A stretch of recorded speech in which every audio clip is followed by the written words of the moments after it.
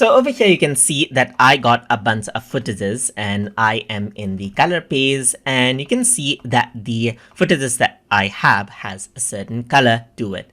So what you can do with the footages for color correction is set in white balance. That is, you can take a sample of white right here so that it adjusts out the other colors in the footages accordingly.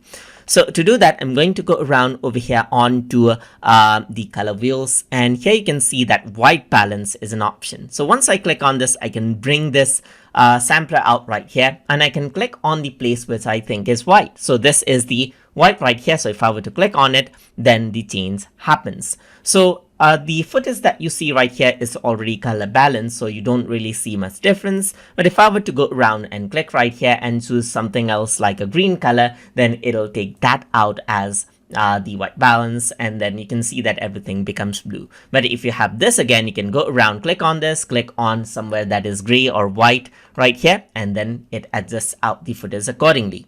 You can do that with the other footages that you have over here. So let's say you want to take out this as white balance, so you can go around, take this color picker tool, and you can click around over here and it balances out the color accordingly. You'll be able to see the change over here in the scopes as well. So let's say this is the area in this case. I'm just going to go around and click, and this is the area, and as that turns into gray, you can see that the footage becomes much more yellower. And that is how you can go around and change around the white balance. And what the white balance essentially does is changes around the temperature, as you can see, just like this, from let's say, for example, from dark, from more into blue or yellow right here, just like this. I'm just going to go around and click, and you can see it adjusts it, and it adjusts out the tint over here just like this as well. Click on it, and it takes that as the sample for white and adjusts out the color on the image accordingly. So that is how you can work around with white balance